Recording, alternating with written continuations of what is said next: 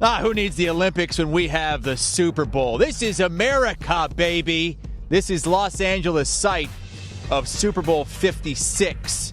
And we've got coverage all week long live here from Los Angeles. Chris Hassel joined by Brady Quinn, Pete Prisco, and longtime Bengal Domata Peko. Welcome, Domata. You live in the Los Angeles area. You played for the Bengals for over a decade.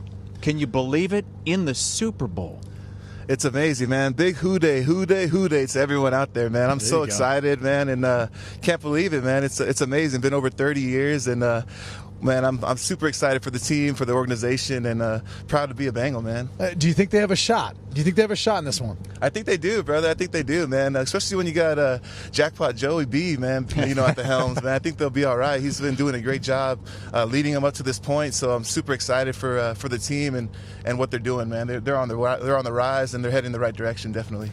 Does it change the narrative of the Bengals? You were there with the Bengals. It was always the Bungles. They can't win. Small organization. Does winning a Super Bowl change the narrative about the Bengals?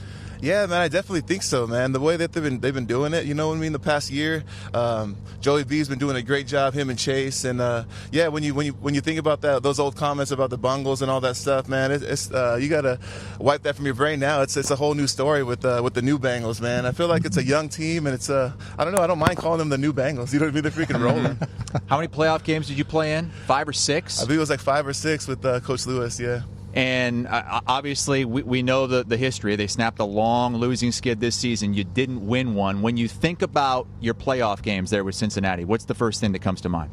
I always think about 2015, man. It was like one of the toughest losses for us as a Bengal, and being there for 11 seasons. And that one really hurt the most because I feel like we had the win there, and there was like not even a minute left, and then we fumbled the ball right back to Pittsburgh, and then the whole debacle of the penalty, and then they kicked the field goal to win there. So that was a tough one because I thought we had the game won there, and I thought we were going to break the curse, you know what I mean, from the 20 years or whatever it's been since the win in the playoff. But it didn't happen for us. But I'm excited for them now, man, what they're doing right now with this team, with such a young team, and the organization's done a great job picking up a little bit of mix of veterans as well, and they're rolling, man. They're a tough team to beat. I feel like they're going to take it this year. Domata, I want to ask about you, man. You played, 11 years in Cincinnati? Yes, sir. I played another 4 after that, if I'm not mistaken. 15 years? 15 seasons. And this is the first season you've been out. How was it? How are you doing? Are you done? Man, dude, I think after the Super Bowl, man, I'm going to type out my little retirement little speech or whatever, write it up. But yeah, dude, I think I'm done, man. I was waiting this year to get a call, and it never happened. You know what I mean? So that's just telling me that it's time for the next chapter in life. But I'm a young dude. I'm just 37 years old, and I feel like God has a new chapter for me in my life, and I'm excited for that. And like I was telling you earlier, man, me and my wife have been running a cool little restaurant down in Hollywood, man. So if you guys are out in the LA area and you can't afford tickets to the game, come out to Sunset Trocadero this weekend. We're having a big Super Bowl watch party for all the Bengals fans. Are you going to file retirement papers? Oh, yeah. Well, I knew this was coming. The reason I ask, because he still hasn't filed his yet. He still would call. So what was the point? I need to file. They stopped calling. You don't need to file them. Yeah, that's the same thing with me. That's why everyone's asked, have you retired? I'm like, yeah, no one called me yet, man, so I guess I am going to retire.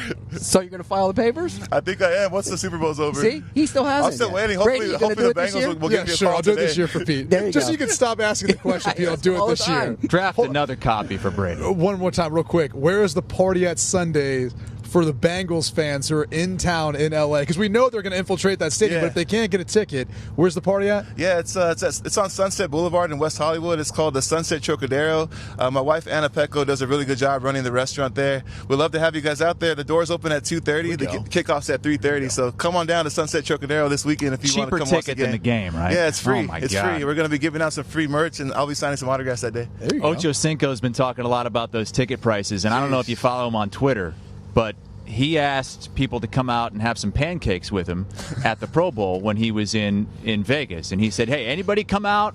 I've got free pancakes. It's all on me.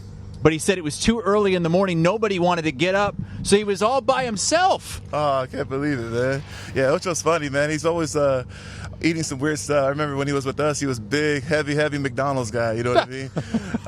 So I don't know, man. But he's right, though. The tickets are crazy, man. They're like I think average price like $5,000 and up. So yeah, you got to have some big pockets to get those tickets, or be a huge fan and take out a second mortgage. That's what I heard some people are doing. I want to ask you one thing schematically, because one of the biggest, maybe the biggest matchup in this game, it's going to be that defensive front for the Rams versus the Bengals offensive line. Talk to me from both sides of it. What do the Bengals need to do up front, and then what do you see out of that defensive front for the Rams with a guy like Aaron Donald? Yeah, that's what I love, man. I love watching the matchups in the interior, you know what I mean, and on the D-line, O-line. For the Bengals, man, what I would suggest is just trying to make sure you slide the line to Aaron, you know what I mean? Try to put the guard and center on him. And then for the edges, man, I would have like the tight end chip block to set kind of chip the edge out there, like with Vaughn and Floyd at the edge there. So, but I would every play, man, I'm double teaming AD, making sure he's not the reason we're going to lose the game, and then I'll make sure I chip Vaughn with the tight end and Floyd with the running back. So I'll try to do that. But the way Joey B's been playing, man, I feel like he does good under pressure. You know what I mean? He's able to escape. He shows this composure that like guys like Tom, guys that Payton have, man. So that's what's really exciting to see. So if they do their job up front, I think Joey B's going to be all right. What about the Bengals defensive line against the Rams offensive line and one of your former teammates, Andrew Whitworth? Oh, yeah, Big Whit, man. Shout out to Big Whit, dude. He's like 40 years old, man, still going at left tackle, one of the hardest positions to do. So big shout out to my man Whit. But yeah, they have a tough. The Rams O-line have a tough job as well. You know, you got that Trey Hendrickson. He's in the Pro Bowl this year. You know, made the Pro Bowl. He's a hell of a sack guy. And then you can't forget about the big nose man in the middle there, DJ Reader. You know, from Houston. I'm a big fan of his when he was in Houston, and then when they signed him, I was like, man, that's finally some big nose there to kind of fill the holes in that middle of the defense. So yeah, the Rams have a tough sledding as well. But I think I'm gonna give the edge to my Bengals, man. I got to root for the Who Dey Nation. Domata Peko, 11 seasons with the Cincinnati Bengals as a nose tackle. We know who you're going with. Give us a final score and how you see it going down on Sunday.